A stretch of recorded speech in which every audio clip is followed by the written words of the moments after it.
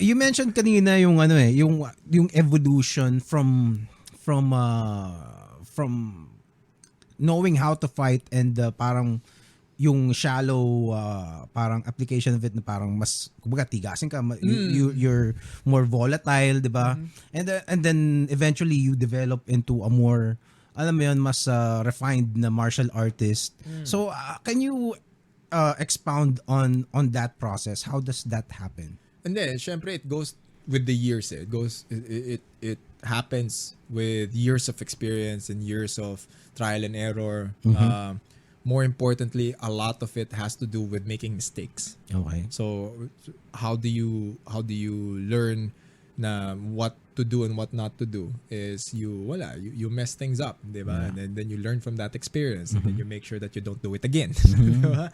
Yun yung ano niyan eh. And then syempre, based on my experience, a lot of it has to do with martial arts became my outlet for aggression.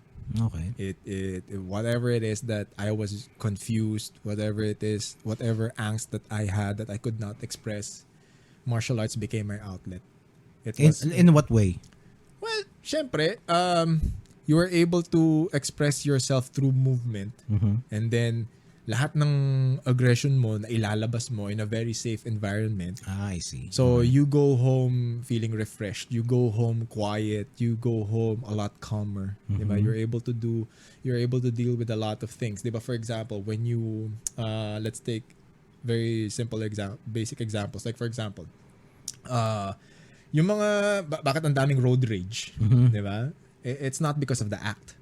The act was just a trigger.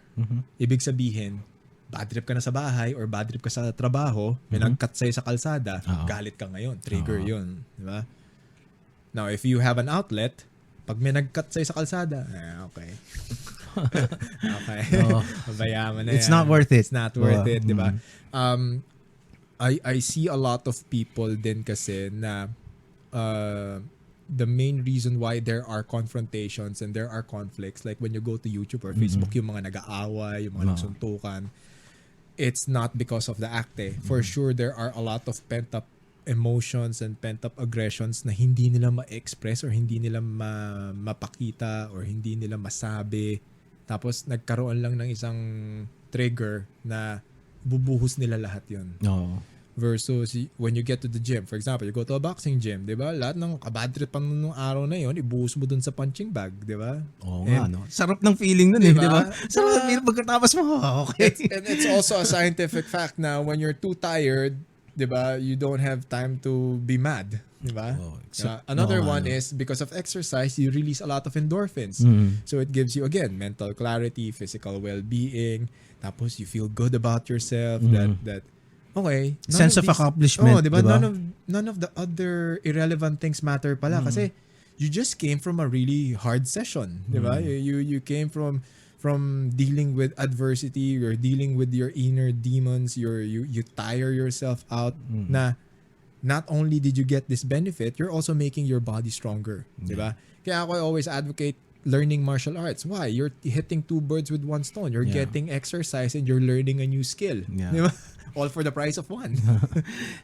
Another thing, kasi meron akong mga kilala na mga tao na, alam mo yun, parang in their mid-40s, still gets into bar fights. And then, yun eh. Kasi, ano sila eh, marami silang pinagdadaanan na hindi nila nailabas. Oo, di ba? Parang, I think that is the difference between a martial artist and just a body who just parang, alam mo yun, parang recreational fighting yung ginagawa nila. Parang, yung mahirap just kasi, fights. diba? Diba? The problem with recreational fighting or for the lack of a better term is you're just waiting for triggers. Oh, if you're a hothead, diba, anything becomes a trigger. Oh, and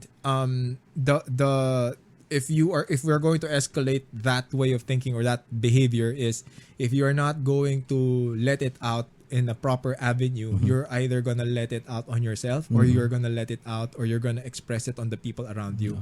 So, kung hindi mo siya ilalabas sa gym or wala kang outlet, wala kang creative outlet, wala kang hobby, hindi ka nag-exercise, so, hindi mo mailabas yung galit mo o yung hindi mo mai-express, ilalabas mo yan sa sarili mo or ilalabas mo yan sa mga tao sa paligid mo. Aawayin mo yung mga tao sa paligid mo. Pag nalasing ka, diba? Magagalit ka sa sarili mo. Yun, totoo yan. You're gonna be a bad drunk.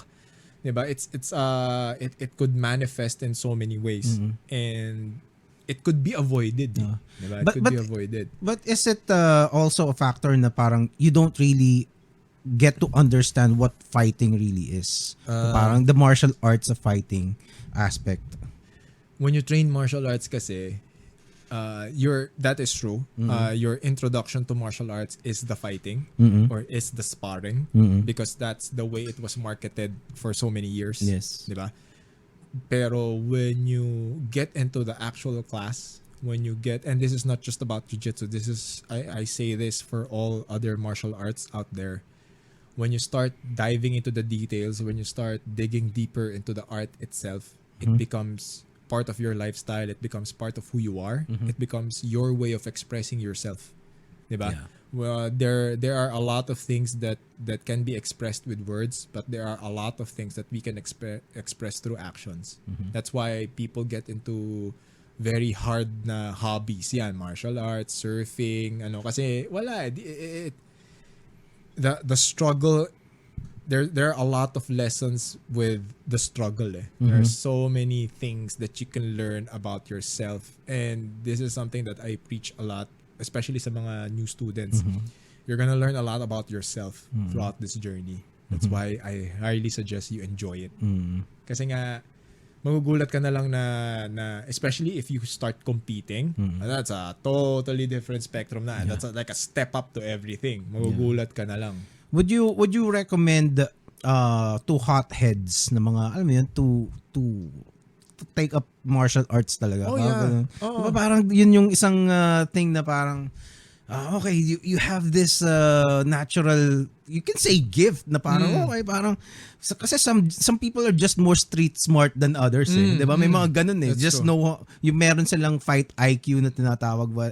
Do you believe that the fight IQ? Yeah, diba? may mga ganun, may mga talented talaga. There are a lot of I've seen a lot of fighters who are very talented and who have that natural gift of fighting. Kumbaga, na parang they get it right away. Oo, 'di ba? May mga ganun eh. So when it comes to that, meron kasing talented na hindi hothead. Oo nga. Di ba? May ganun eh. Now, when it Just comes natural to, athletes, parang ganun. Yung sabihin na natin yung mga hothead, what martial arts will benefit hotheads is that it gives them an outlet for aggression. So, pag nawala na yung aggression, nawala na yung pagiging hothead, you'd see them really calmer. Kasi I could definitely say this through experience. Kasi ang daming ganun eh. Di ba? Ang daming ganun. Kahit ako, ganun ako for a while. Na parang siguro kasi wala akong outlet. Di ba? Or hindi ko pa nakikita yung outlet ko. Then this happened. And then you realize na parang, okay. Medyo kumakalma tayo. Medyo okay na tayo. I remember, naging guest ko.